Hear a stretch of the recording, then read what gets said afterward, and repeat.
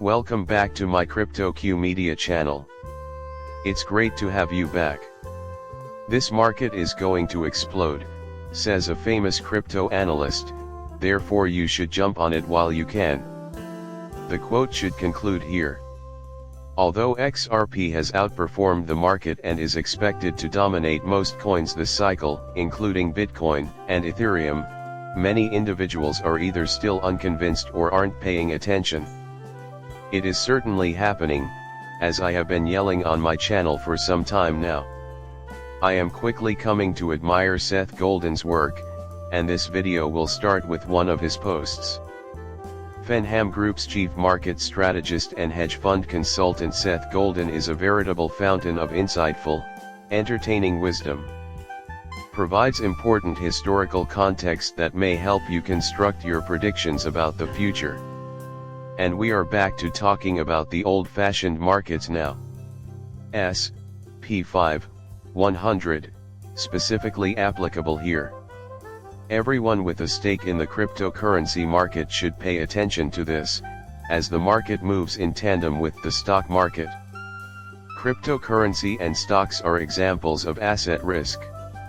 Cryptocurrency is just another way for anyone to gamble on the stock market. And this has been the case all the way through history. The same logic applies to every alt season. Investors push themselves further out on the stock market's risk curve by purchasing smaller cap stocks, which are perceived as riskier than large caps. If you're an investor in stocks or even just an ETF that follows the Russell 2000, you should be aware that this kind of behavior happens nearly in tandem with the growth of alternative assets. To a large extent, sure, in fact, that has never transpired in a different season before. With that stated, it's crucial. That is, if we agree that XRP should go in the direction you think it should. This is important, listen up. That is why his writing is displayed here. My jaw dropped when I read this. It was so perfect, he proclaimed. This marks the sixth occasion this year that the S&P 500 has fallen by 100%, and the 16th time that it has gapped higher by plus 1% to achieve an all-time high. Go ahead. Even after 3 months, the S&P 500 stayed consistently higher in every instance. The date that would emerge from applying his calculations to the current scenario would be December 19th. As the average return over the past 3 months is 4.4%. Thus, a 4.4% bonus truly massive in the S&P 500 would follow from reliving previous experiences and an increase of that size. Without directly predicting anything, he did remark, here is the data, if history does the same thing, that's what it would be now. However, this is in line with a lot of other stuff from a historical perspective, according to the data that I keep providing you on this channel. For instance, if I had brought this up earlier this year, it would have been in January, when the SP index finally recovered from its bear market low. On top of that, I noted down that 12 out of 13 times that the SP 500 had hit a new record high in a new cycle that started in the 1950s.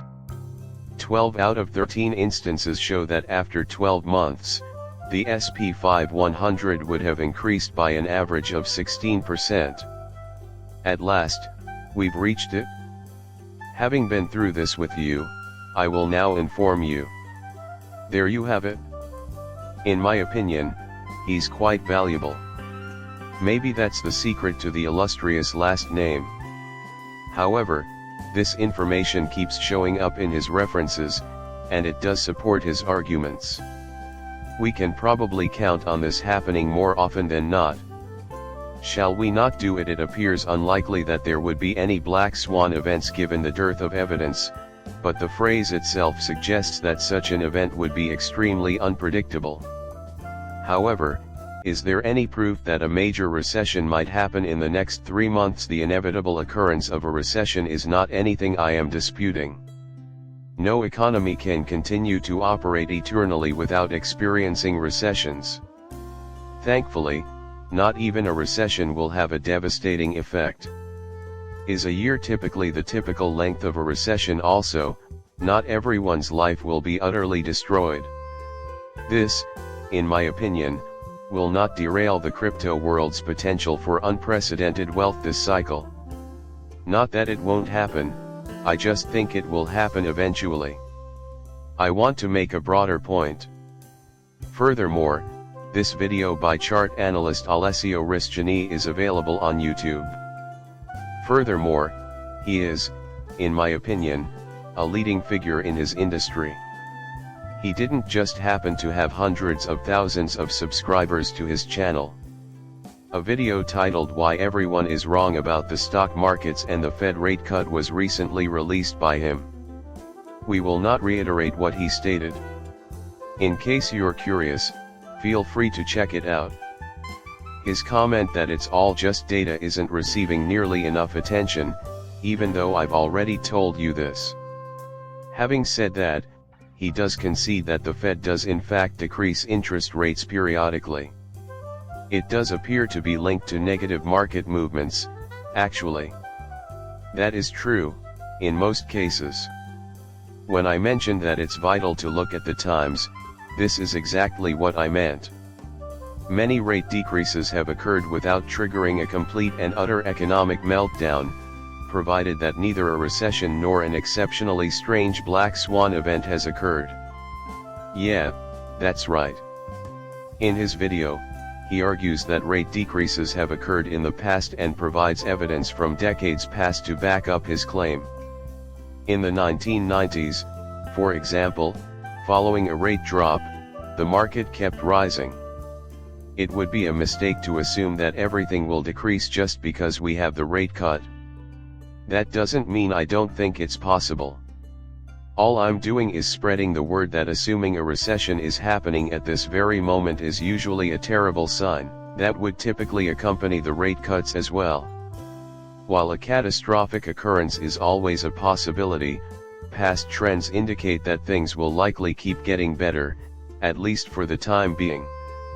According to chart analyst Crypto Caesar, who just posted, unskilled crypto investors and traders are to blame for the current pessimism about alternative cryptocurrencies because Bitcoin's market dominance is at 58% and about to peak. I don't know whether you've seen this, but every season starts with Bitcoin's dominance being extremely high and ends with its drop. Hold out till then, or cave in at the last minute. From a factual standpoint, yes, it is correct. In Ali Martinez, the chart analyst, was basically making the same argument again at this point. His analysis indicates that Bitcoin's dominance may have peaked, indicating a possible drop to 47% and setting the stage for an alt season. Alts will, of course, start disappearing before that. That doesn't mean I don't think he can. Sure, I have no doubt he can. An alt season can only be thrilling if Bitcoin's price drops but its dollar worth keeps going up. But looking at the big picture, that has been rather typical of the waning market dominance throughout history. This post by chart analyst Rick as follows.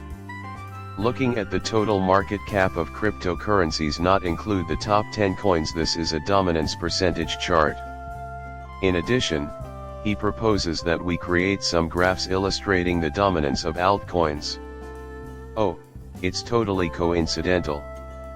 Who is he to say anything like that? The supremacy of the other side is bouncing off this trend line, which he is currently circling. Over the past 6 years, he has consistently demonstrated this. What will happen after it hits this? If you wish for history to repeat itself, you must get on the upswing promptly. And then there's this from this, which, well, it's just a sad piece, so it probably won't last very long. Clearly, that is the case. We truly value having you here today. For the time being, I ask that you subscribe and favorite my channel.